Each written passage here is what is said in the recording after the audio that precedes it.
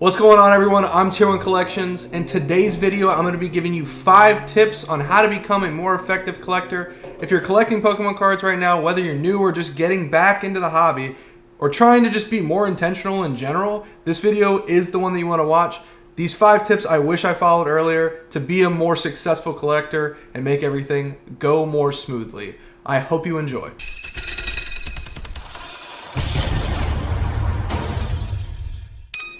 The first tip is make a collector Instagram. This is really important. Doesn't matter if you have 0 followers, 100, 1,000, a million. None of that matters. What matters is your digital reputation. You build a brand, you have a name attached to that. So all these deals that you do, there's receipts for these things. It's not to say that you're a scammer or you're not, but it helps build credibility amongst the community. People will recognize you, making trades and deals that much easier. All right, here's an example. This is my Instagram. Nothing crazy here. I pretty much just use this as a outreach platform and kind of a hub for all my social media. But I mean, before the YouTube thing started, I would just post pictures of my cards here. I use my story to sell Pokemon cards. Sometimes you can get away, with no eBay fees and stuff like that with friends and family once you build your brand up and your credibility. But what I would recommend is just post some pictures of your cards if you're passionate about it. Get a few posts in there just so you have it. And then follow who you'd like. Follow people that have similar content with you, stuff that you enjoy. You don't need to be a full-blown content creator. It's just a good hub for communication, buying and selling as well, to get away from those eBay fees, to be completely honest. The other thing is people have story sales all the time, and typically they are significantly lower than what you're going to find online. And again, once you do a deal with somebody, they'll start coming back. They might hit you up when they have something for sale. You never know. Again, be interactive with them. One other small thing that you can do is reply to people's stories. If you're, less than 100 followers, they might not be reaching out to you, whatever. Just reply to people's stories. Me and K4 are really good friends. He's a good dude.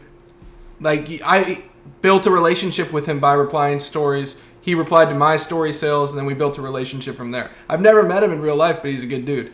Side note, if you do need clean, gradable cards, he is the guy for that. Make sure you tell him Tier 1 sent you, though.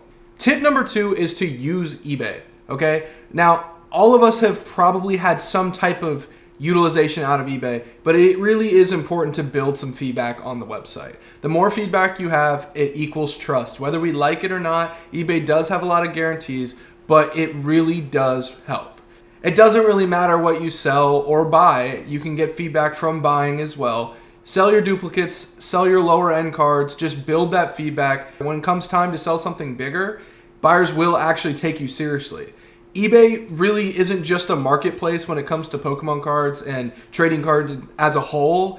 It's really an educational platform for a lot of data that we can take in and make good decisions with. Here's a snippet of my eBay just as an example. There's a couple of things here. One, make sure you have a picture on your eBay. I tend to find so many people that have the default picture, and it just gives bad vibes. Let's be real. And then make sure your name on eBay, you can change this. It doesn't matter what your email is. Make sure that it matches your Instagram name, just because I've had a lot of people message me on eBay and then say, hey, I DM'd you on Instagram. I'm looking to buy this card, whatever. That's important. And again, I've had this account since 2016 specifically. It doesn't matter how much you sell. Just start building that catalog, get good feedback. Tip number 3 is be active in the community. Now, I kind of said this with Instagram, and this is important to have an online presence as well. Whether we like it or not, technology has interconnected us all for the better or for the worse. But in this example, I mean more so in a local capacity. It doesn't matter where you are. You live near a card shop. There will be a card show near you. It might not be 5 minutes away from you. It might be an hour away from you. But it's important to make that step and go out there and participate in the community. Pokemon is a community-led hobby, okay? Go to your local card shop, talk to the employees, talk to the owner, build a relationship with them.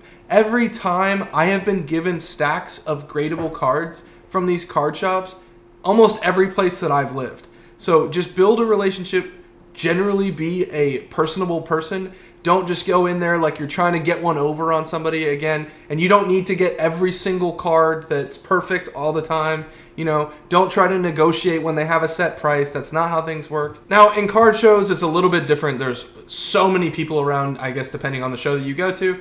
But vendors are way more open to negotiate, and that's totally fine. Trades happen a lot more often at shows than they do actually in a brick and mortar store, and that's okay. Participate in that, but go out there and build the community, trade around, follow those people on social media so you could stay connected with them, but participate in person. The point is, if you only collect online, you're missing half the hobby. The fourth tip of this video is stay up to date on prices. Whether we like it or not, this hobby is driven by the prices of cards. There's so much overall capital involved in the Pokemon space. You have to stay up to date on it, all right? I don't mean asking prices, I mean sold listings. So utilize your eBay for that. eBay is great for slab pricing and some of the obscure singles. TCG Player is even better for stuff that sells every single day. If you already have a PSA membership, utilize Card Ladder. If you have access to the cert, you can search for a lot of cards. If you have a spreadsheet with your certs on your slabs, it's really, really easy to track. And then you have other apps that keep track of your collection as well that you can use. That's also fine, but make sure you stay up to date on current pricing of your card. Bonus tip, don't be a dick. Okay, there's a ton of people in this hobby that are always looking to get over on somebody. There's scammers, there's scalpers, there's whatever, bad people in the hobby. Always look out for yourself, but also be generous. Give to people. Sometimes you gotta you don't need to win every deal. You know what I mean? So just don't be a jerk. It'll all work out in the end, I promise. Just stay true to yourself and be a good dude. Tip number 5 is don't follow the crowd.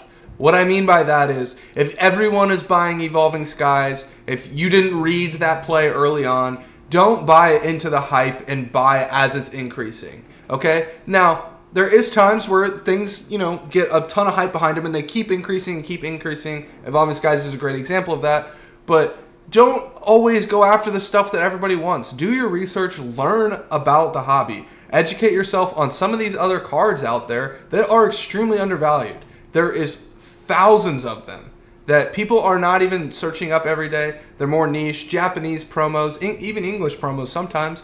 There's a ton of cards out there. You don't need to get the Charizard, the Gengar that everybody is going after and try to chase the trend. If you chase the trend, it's just not always going to work out for you. Now, sometimes it might, but typically where I've seen a lot of success is where I kind of diverge from the general populace and do my own thing. I make my own analysis of it and go my own way with that. A lot of hype around a card or a set or something like that will generate a lot of views to something like that set or that card. So if a listing on eBay gets posted of a Gengar VMAX from Fusion Strike, all of a sudden that card doubles, everybody's gonna go after it. Then it's like the Kabuto King, right? It's this whole situation.